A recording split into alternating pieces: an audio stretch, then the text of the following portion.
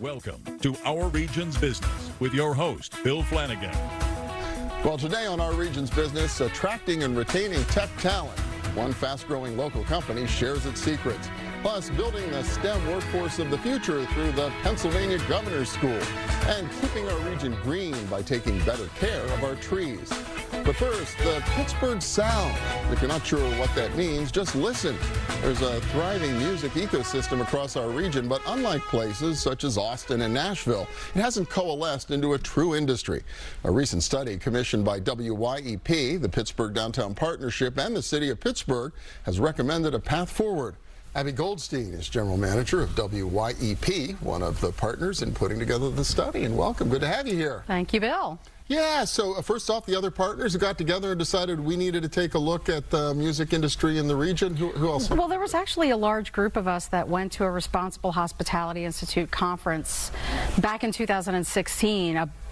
Folks from Northside Leadership Conference and from University of Pittsburgh and Point Park, but it ended up being Pittsburgh Downtown Partnership, WYEP, and the city. Okay. The City of Pittsburgh Office of Nighttime Economy that sort of moved this project forward. And what made you all think there might be a there when it comes to a music industry here in Pittsburgh? Well, firsthand experience tells me that there's amazing talent in this city, and firsthand experience told my partners that they felt like there was enough talent here to be able to rise this industry up just a little bit higher.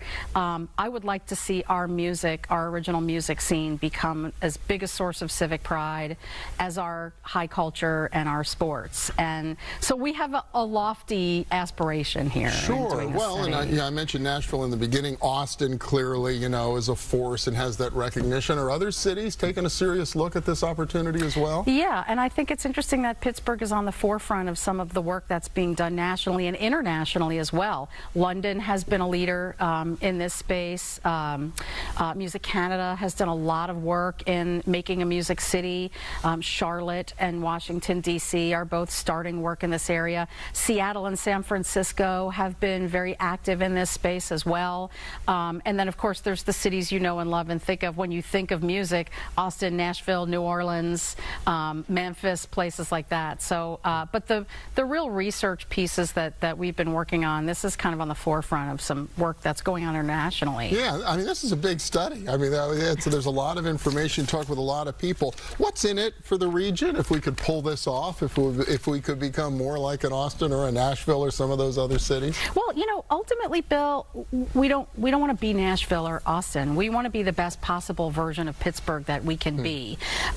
We think there's real economic growth opportunity in the music sector, and what we found as we did this study is that a lot of the people that are working as musicians have to hold multiple part-time jobs or full-time jobs in other industries in order to make ends meet, which cuts down on the amount of time they have to hone their craft and become better as musicians and really lean into that as a career.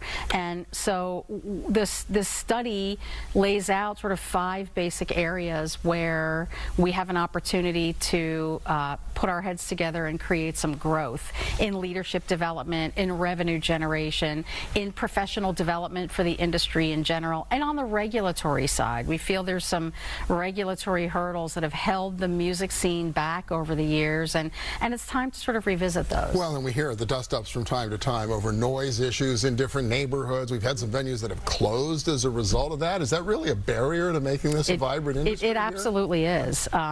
The way that sound is mitigated in the city and the way that complaints are handled, those are easy changes. Those are changes that we think we can move forward pretty quickly, and there's great support among city leadership to review some of the regulatory barriers and follow through on some of these recommendations. Well, you see the impact that the restaurant scene has had on not just the quality of life here in Pittsburgh, but the attention we're getting from all over the country, if not the world. Right. I would assume music could be sort of the icing on that cake or the next level for the community. Absolutely. There's no question about it.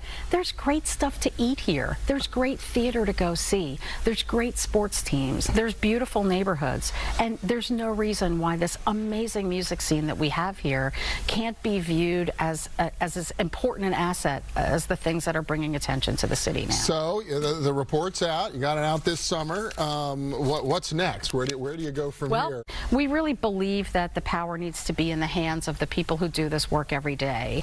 And so we want to inspire a new level of leadership to rise up and undertake some of this work and move some of these things forward. We really do need a bit of a grassroots community activism effort so that all voices are heard and all parts of the city are included in the solutions. All right. Sounds like a great opportunity, great project to work on. Very exciting. Goldstein, congratulations to you at YEP and your partners for moving this along. Thank you, Bill. Yeah. Well, next up, tips on attracting and retaining the tech workforce of the future. Stay with us.